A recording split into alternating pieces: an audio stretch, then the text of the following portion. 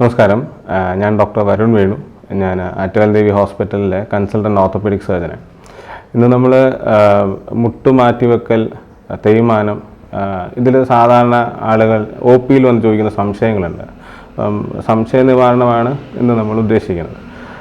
Common ആയിട്ട് നമ്മളിപ്പം പേഷ്യൻറ്റിന് തേയ്മാനം കണ്ടു, നമ്മൾ മുട്ടുമാറ്റി വെക്കണം എന്ന് പറയുമ്പോൾ കോമൺ ആയിട്ട് ആദ്യം രോഗി ചോദിക്കുന്നൊരു ചോദ്യമുണ്ട്, മുട്ട് മൊത്തമാണോ മാറ്റുന്നതെന്നാണ്. അത് സാധാരണ ആളുകൾക്കുണ്ടാകുന്നൊരു മിസ്കോൺസെപ്ഷനാണ്. അത് ആ ഭയം കൊണ്ടാണെന്ന് തോന്നുന്നു പലരും അത് ഒഴിവാക്കുന്നത് തന്നെ. അപ്പം സാധാരണ തേയ്മാനം എന്ന് പറയുമ്പോൾ തുടയലുണ്ട്, ഈ തുടയലിലും കാലിലെ ടിബിയയും കൂടെ, ഈ രണ്ട് എല്ലും കൊണ്ട് ഉണ്ടാവുന്നതാണ് നീ ജോയിൻ്റ് എന്ന് പറയുന്നത്.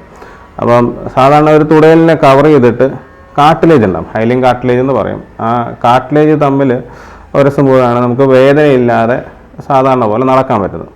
തേയ്മാനം ആ ഒരു വെയർ ആൻഡ് ടയർ, ആ കാലക്രമേണ ഉണ്ടാകുന്ന കാർട്ടിലേജിനുണ്ടാകുന്ന ബലക്ഷയം, അങ്ങനെ കാർട്ടിലേജ് നശിച്ചു പോവുകയും അടിയിലുള്ള ബോൺ എക്സ്പോസ് ആകുമ്പം എല്ല് തമ്മിൽ ഉരയാൻ തുടങ്ങും. എല്ല് തമ്മിൽ ഉരയുമ്പോഴാണ് നമുക്ക് ഈ വേദനയൊക്കെ ഉണ്ടാകുന്നത്, മുട്ടിൽ നീരുണ്ടാവുക, മുട്ടിൽ പിന്നീട് അങ്ങോട്ട് വളവൊക്കെ ഉണ്ടാകുന്നത്.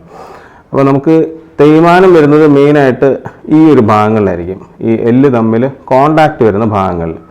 നമ്മൾ മുട്ട് മാറ്റി വെക്കുന്നത് കൊണ്ട് ഉദ്ദേശിക്കുന്നത് ആ ഒരു ബോൺ സെഗ്മെൻറ്റ്, അതായത് തേയ്മാനം ഉണ്ടാവുന്ന ആ കാർട്ടിലേജും ആ മോശം വന്ന് എല്ലും മാത്രമാണ്, ആ ബോൺ സെഗ്മെൻറ്റ് മാത്രമായിട്ട് മാറ്റി അതിന് പകരമായിട്ട് അലോയ്, ഒരു കൊബാൾ ക്രോമിയം അലോയ് രണ്ട് ഭാഗത്തായിട്ട് വെക്കും. അതിനിടയിലായിട്ടൊരു പോളിയെത്തിലീൻ ലൈനർ, പ്ലാസ്റ്റിക് പോലെ. അപ്പം അതാണ് ജോയിൻറ്റിന് പകരമായിട്ട് നമ്മൾ വെക്കുന്നത്. ഫുള്ളായിട്ട് മാറ്റുന്നില്ല, മോശം വന്ന കേടുവന്ന ഭാഗങ്ങൾ മാത്രം കട്ട് ചെയ്ത് മാറ്റി അതിന് പകരമായിട്ടുള്ള മെറ്റലും ആ ലൈനറുമാണ് വെക്കുന്നത്. രോഗികൾ സാധാരണയായിട്ട് പിന്നെ ചോദിക്കാറുള്ള ചോദ്യം എത്ര ദിവസം റെസ്റ്റ് വേണമെന്നാണ്. നമ്മൾ മറ്റു ഓപ്പറേഷനുകൾ പോലെ സർജറി കഴിഞ്ഞ് റെസ്റ്റ് എടുക്കേണ്ടതായിട്ടുള്ള ഒരു സർജറി അല്ല ഇത്. മെയിനായിട്ട് മൊബിലൈസ് ചെയ്യിക്കുക എന്നുള്ളതാണ്. അപ്പം സാധാരണ നമ്മുടെ ഒരു റുട്ടീൻ എന്ന് പറഞ്ഞു കഴിഞ്ഞാൽ ഇന്ന് സർജറി കഴിഞ്ഞാൽ അടുത്ത ദിവസമോ അല്ലെങ്കിൽ അടുത്ത ദിവസമാണ് നടത്തിച്ച് തുടങ്ങുക.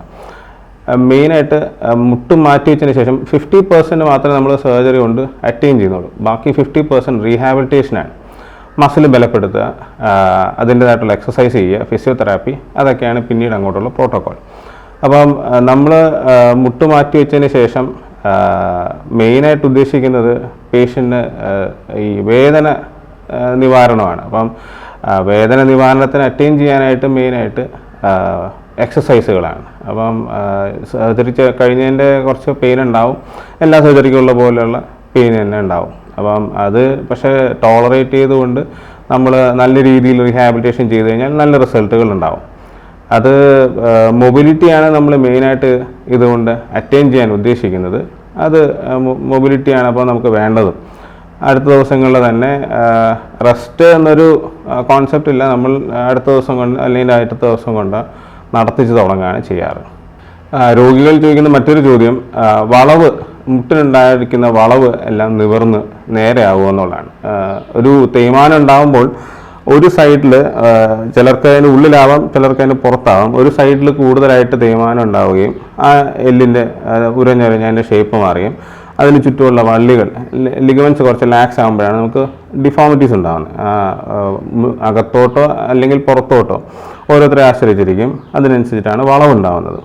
അപ്പോൾ ഈ വളവ് എല്ലാം സർജറി കൊണ്ട് തന്നെ നേരെ ആവുന്നതാണ്. വളവെല്ലാം നിവർത്തി ഒരു ന്യൂട്രൽ അലൈൻമെൻറ്റ്, അതായത് മുട്ടിനുണ്ടാകുന്ന സ്വാഭാവിക അലൈൻമെൻറ്റ് നേരെയാക്കുക എന്നുള്ളതാണ് നമ്മൾ സർജറി കൊണ്ട് ഉദ്ദേശിക്കുന്നത് തന്നെ. അപ്പോൾ വളവുകളെല്ലാം നിവർന്ന് സാധാരണ രീതിയിൽ നടക്കാൻ സഹായിക്കുക ആ വളവ് നിവരുമ്പോഴാണ്. അപ്പോൾ വളവുകളെല്ലാം നേരെ തന്നെ ആയിട്ട് തന്നെയാണ് സർജറി കഴിയുമ്പോഴത്തേക്ക് ഉണ്ടാവുക. നമ്മളൊരു എക്സ്റേ കണ്ടിട്ടാണ് ഇതിൻ്റെ 4 ഗ്രേഡിലാണ് ഇത് ക്ലാസിഫൈ ചെയ്യുന്നത്. അതായത് ഒരു തേയ്മാനം ഉണ്ടാകുമ്പോൾ എക്സ്റേ എടുത്താൽ 4 ഗ്രേഡിലാണ്. അതിൽ 1ാമത്തെ ഗ്രേഡാണ് ഏറ്റവും ഭേദമായിട്ടുള്ളത്, 4ാമത്തെ ഗ്രേഡിലാണ് നമ്മൾ മുട്ടുമാറ്റി വെക്കുന്നത്, 4ാമത്തെ ഗ്രേഡിലാണ് ഏറ്റവും മോശമായിട്ടുള്ള അവസ്ഥയുള്ളത്. അപ്പം എക്സ്റേ കണ്ട് നമ്മൾ രോഗിയോട് ഗ്രേഡ് 4ലുള്ള തേയ്മാനമാണെങ്കിൽ രോഗിയോട് മുട്ടുമാറ്റി വെക്കേണ്ടതിനെ കുറിച്ച് പറയുകയും, അപ്പോൾ അവർ സാധാരണ അടുത്ത ചോദ്യം എത്രയും പെട്ടെന്ന് ചെയ്യേണ്ടത് എമർജൻസി ആണോ എന്നുള്ളതാണ്. അപ്പം മുട്ട് മാറ്റിവെക്കൽ ഒരിക്കലും ഒരു എമർജൻസി സർജറി അല്ല, ഇലക്റ്റീവ് തന്നെയാണ് അത്. അപ്പോൾ പിന്നെ എന്നത്തേക്ക് ചെയ്യാമെന്നുള്ളതാണ് നമ്മുടെ ഒരു അഡ്വൈസ് എന്ന് പറഞ്ഞാൽ എത്രയും പെട്ടെന്ന് ചെയ്യാമെന്നുള്ളതാണ്. കാരണം പലരും ഇത് ചെയ്യാൻ മടിച്ച് ഈ സർജറിയെ ഭയന്ന് ഇത് നീട്ടിക്കൊണ്ടുപോവുകയാണ് ചെയ്യുന്നത്. അത് പല കാരണങ്ങളാവാം, ഫിനാൻഷ്യലാവാം, കൂടെ നിൽക്കാനുള്ള ആളില്ലാത്തതിൻ്റെ പ്രശ്നങ്ങളാവാം.